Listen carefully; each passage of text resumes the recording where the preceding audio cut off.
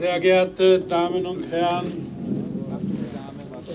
Herr Präsident, Minister, meine Damen und Herren, liebe Freunde der Freiheit, des Lebens und der Menschlichkeit.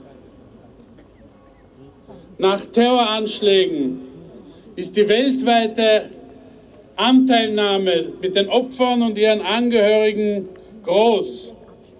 9/11 in New York, Bataclan oder Charlie Hebdo in Paris. Je suis Charlie wurde gerufen, geschrieben und gemeldet. Niemand sprach von einem Kontext. Manches ist nicht so schwer zu erklären. Es gibt Menschen, die morden wollen und tatsächlich morden. Punkt. So war das auch am 7. Oktober. Es war das grausamste Massaker an Juden und Jüdinnen, das die Welt nach 1945 gesehen hat. Säuglinge geköpft, Kinder bei lebendigem Leib verbrannt, Frauen neben den Leichen ihrer zuvor ermordeten Freunde vergewaltigt und dann erschossen, Großväter und Mütter in ihren Rollstühlen massakriert, ganze Familien in ihren Wohnungen mit Brandbomben ausgelöscht. 1400 Ermordete, 5000 Verletzte, 240 Geiseln, die seit mehr als 3 Wochen in der Gewalt dieser Monster befinden. Hier gibt es keinen Kontext. Das ist kein Widerstand. Es sind tausendfache Verbrechen der grausamsten Art.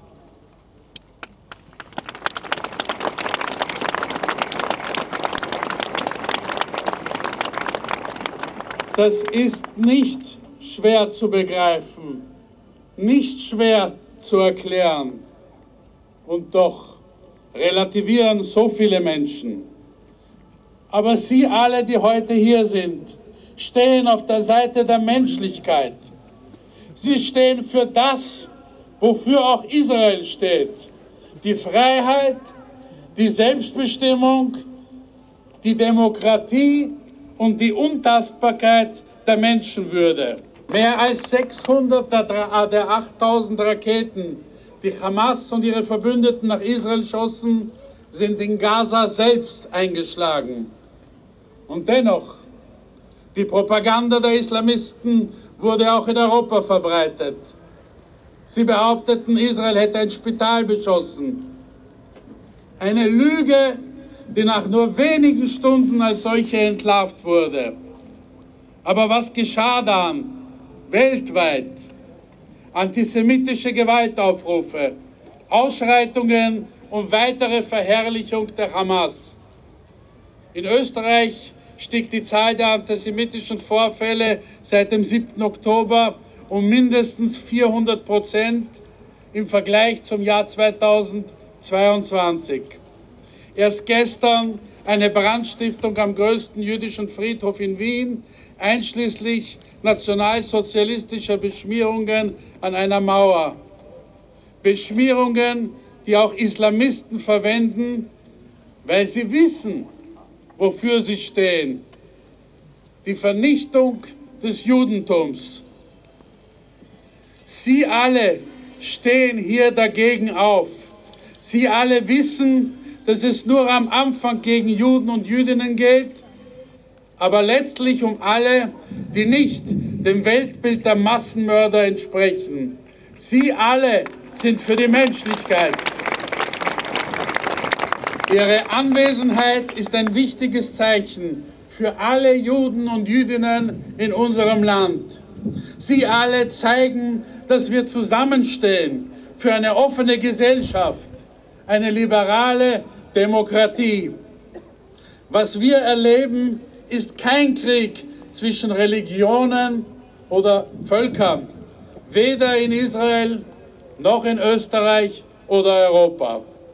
Es ist die Aufgabe von uns allen, von jedem Menschen auf dieser Erde, der für Menschlichkeit eintritt, bei jeder Gelegenheit auf die Befreiung der 240 Geiseln zu drängen.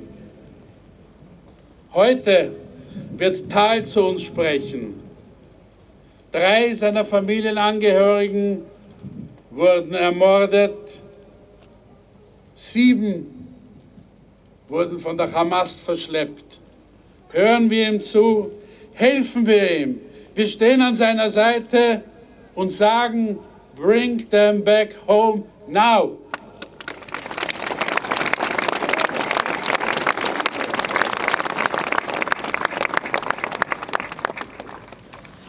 Thank you, thank you, thank you. First of all, from the bottom of my heart, I would like to thank and commend our dear friend Daniel Landau for bringing all of us together here tonight. You did an inspired job. Danke, danke schön, thank you. I would like to warmly welcome especially the delegation from Israel that I've learned to know and love today, whose family members were kidnapped by brutal terrorists. תודה רבה למשלחת הישראלית, למשפחות הישראליות הנהדרות שהגעתם לווינה בימים הקשים האלה. אנחנו איתכם ותמיד נהיה איתכם. We will never forget who stood with us in our most challenging hours here in the heart of Vienna, the capital of our close friend and strategic partner, modern Austria. And yet, this place where I'm the second generation Holocaust survivor, this place also reminds me and us of the darkest chapter of our history, the Heldenplatz, where too many Austrians frequently cheered when Adolf Hitler declared Austria being a part of the German Nazi Reich in 1938. 6 million Jews were brutally murdered during the Shoah. Once the Jewish people were stateless, once the Jewish people were defenseless, but no longer, even after October 7th, no longer are we defenseless.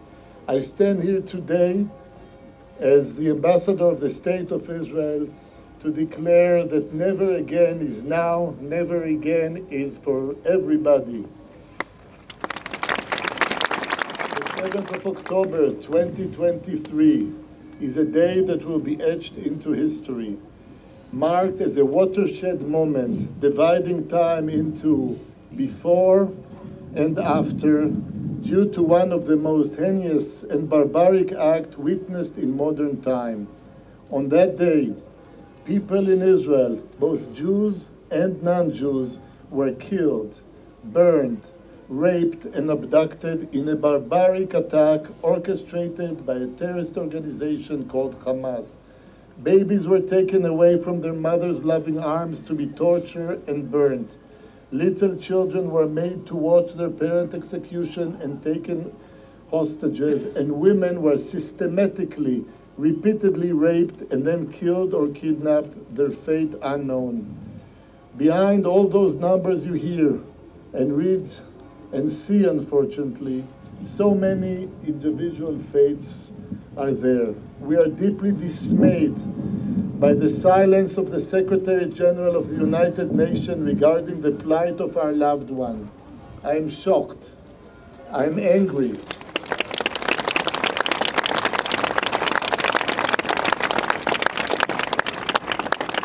I'm angry at the Secretary General of the United Nations, who I personally met before. United Nations, an entity established in response to the atrocities of World War II and the Holocaust, with the primary aim of maintaining a global peace. 2 days, he condemned both sides for the killing, both sides, as if the world's worst bloodthirsty organization, Hamas, who recorded and celebrated their acts in October 7th, and a peace-loving democracy defending itself while making all efforts to prevent loss of innocent life, are the same. Is that logical? I don't think so. After October 7th, when it's about Hamas, there are no longer two sides, and there's no longer a fake balance. You're either on the side of a democratic state that stands for humanity and defends its population, Or if you can't do that easy thing, you're in the side of a terrorist, murderers with only one agenda: to kill as many Jews as possible and to destroy the Jewish state. Some speak about two parties. There are two parties to the conflict. The only party that I know was held in October 7th. It is the Supernova Musical Festival, where thousands of Israelis and tourists were dancing, only to be hunted and killed. 270 of them died, others were kidnapped, or their whereabouts are unknown. We are also disheartened, we are enraged, we are fuming by the fact that the UN General Assembly has ignored and failed its duty. It failed to mention our 242 hostages, kidnappees in the hand of Hamas. It failed to call for their immediate release. It failed the Israeli citizens. They failed to do their duty. They failed their mandate. They failed.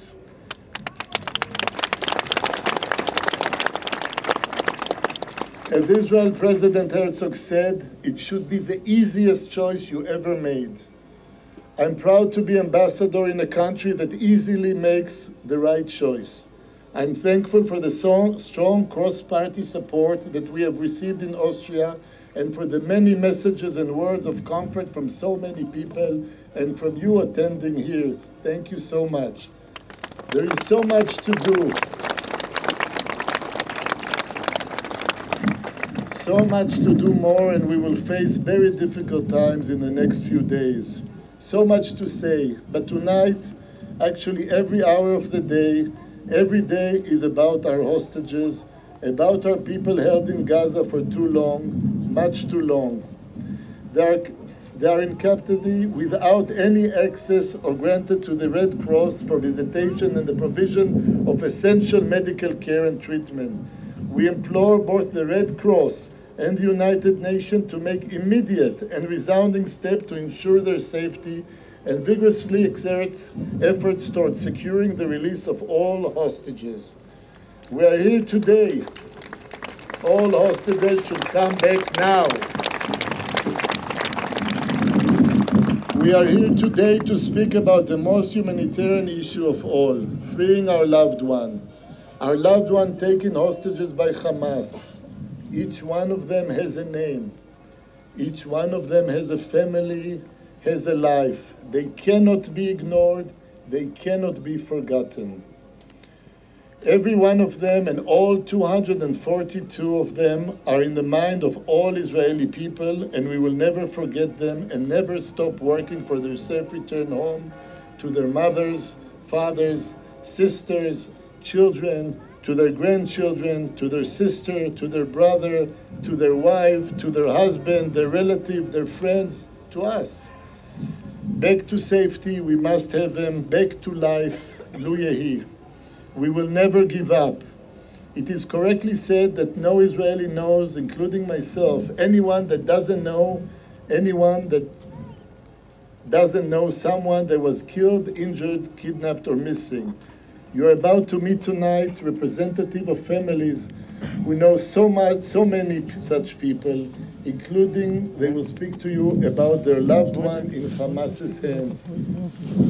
They made an effort to fly to Austria to save their loved one. They would happily fly to the moon and back to bring them back. They will do everything humanly possible to save them. We owe them to do the same. Bring them back now. Bring them back now.